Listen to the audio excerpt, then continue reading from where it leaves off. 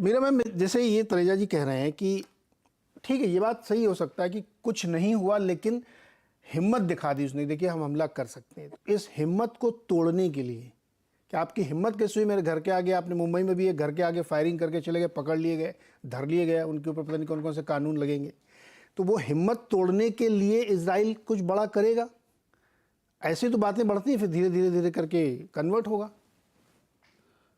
अब ऐसा है कि ईरान में तो जैसे बोला गया है, वहाँ की जनता काफी खुश है और ये कह भी रहे हैं वहाँ सरकार के लोग कि जो हमारी नीति थी एक तरीके से सामरिक धैर्य की, क्योंकि इजराइल के पास ज्यादा हथियार, ज्यादा शक्ति थी, तो इजराइल काफी दिनों से एक छुपा युद्ध ईरान के खिलाफ चला रहा है और ईरान एक छुपा युद्ध इजराइल के खिलाफ चला रहा है अपने समर्थकों के साथ, जैसे हिजबुल्ला, या इजराइल तो कहता है हमास को भी हथियार ईरान नहीं दिए हैं, पर खुलेआम ईरान ने कभी अटैक नहीं किया था इजराइल को।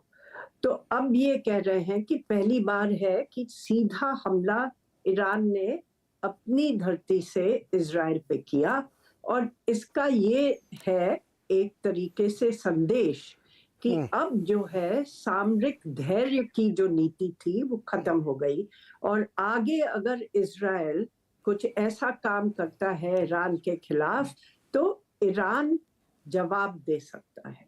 तो एक तो ये संदेश की तरह से मानिए, क्योंकि जिस तरीके से ईरान ने ये चलाए हैं वो साफ है कि वो बहुत ज्यादा नुकसान भी नहीं करना चाहते थे जिससे युद्ध आगे बढ़े। इजराइल के लिए भी यही समस्या है कि जवाब दिए बिना अब वो नहीं छोड़ सकते स्थिति को, पर ये भी नहीं चाहते कि जवाब ऐसा दे कि उससे एक तरीके से पूरा युद्ध छिड़ जाए ईरान के साथ।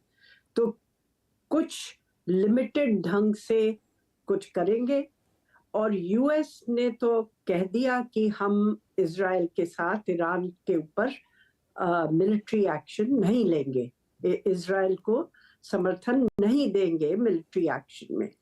आप देखिए, नेतन्याहू ने ओबामा के समय से ये कोशिश करी है कि यूएस को किसी तरीके से खींच ले और ईरान के ऊपर हमला करें, उनके परमाणु प्रोग्राम पे और मिसाइल्स पे।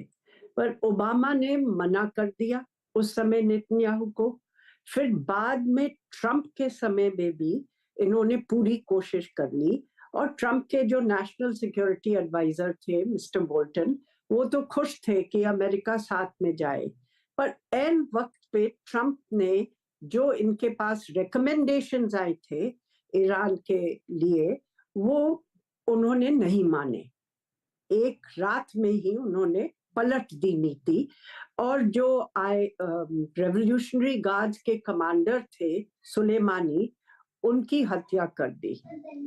तो एक तरीके से दो प्रेसिडेंट्स रहे हैं, एक रिपब्लिकन एक डेमोक्रेट, जिन्होंने इजराइल की बात नहीं मानी है कि ईरान के ऊपर हमला करें और उसमें अमेरिका उनका समर्थन दे या हाँ कर दे कि इजराइल कर ले इसको। तो मुझे नहीं लगता कि इलेक्शन के समय बाइडेन साहब इजराइल को हामी देंगे कि आप उनके परमाणु प्रोग्राम पे पूरी तरीके से हमला करें। पहले भी कोवर्ट एक्शन तो लिया है, जैसे वो साइबर एक्शन लिया था जिससे उनका प्रोग्राम, और जो सेंट्रीफ्यूग्स थे, एक वायरस ऐसा चलाया था जिससे उनके जो सेंट्रीफ्यूग्स थे वो खराब हो गए थे, एक एक्सप्लोजन भी हुआ था, कई सारे वैज्ञानिकों को मारा है जो उनके परमाणु प्रोग्राम में लगे हुए थे। तो इजराइल की पूरी कोशिश रही है कि किसी ना किसी तरीके से उनके प्रोग्राम को डिले करे। जी। और ईरान ने पहले तो मान लिया था अपने जो समझौता किया था, यूएस, यूरोप, रूस, चीन जो समझौता किया था, उसमें मान लिया था कि वो यूरेनियम को इतने प्रतिशत से ज़्यादा नहीं इनरिच करेंगे जिससे हथियार बना सके, और आईएईए इंस्पेक्शन को भी मान लिया था। फिर जब ट्रंप साहब प्रेसिडेंट थे और उन्होंने इजराइल के दबाव में आके इस समझौते को रद्द कर दिया अपने आप, और फिर प्रतिबंध लगा दिए ईरान के ऊपर, और तो कुछ दिनों बाद ईरान ने भी कह के कि हम भी जो हमारे कमिटमेंट्स थे इस समझौते के दरमियान, वो हम नहीं पूरा करेंगे, वो हम तोड़ेंगे, और उन्होंने इनरिचमेंट फिर बढ़ा दिया, 60% कर दिया, और आईएईए इंस्पेक्टर्स को जी मीरा मैम, कहीं एक आध जगह 80% भी आप मिला लोगों है। की बात सुन के 2-3 चीजें समझ में आती है। थोड़ा बिग पिक्चर देखते हैं हम लोग, अनक्लटर करते हैं इसको। इजराइल के ऊपर हमास ने जबरदस्त हमला किया, उसको उन्होंने रिटेलिएट किया। इजराइल के ऊपर ईरान ने 300 मिसाइलें दाग दी, ये फैक्ट है। और इजराइल की इस समय जो ब्रांड इक्विटी बिजनेस के कहें तो नीचे आ गई है, उसको ऊपर लाना है। आप लोग जो कह रहे हैं अपनी धौंस जमानी है, धाक फिर से पड़ी खड़ी करनी है, ये फैक्ट है। दूसरी तरफ 2 व्यू दिख रहे हैं हमको यहाँ पे, जो हमको अब तक समझ में आ रहा है। एक व्यू कह रहा है कि तनेजा जी और आप कह रहे हैं कि बिल्कुल नहीं चाहेगा यूएस, अलाउ नहीं करेगा, इलेक्शन है, बहुत सारी चीज़ें, और कोई चाहता भी नहीं कि इस तरीके के वॉर हो।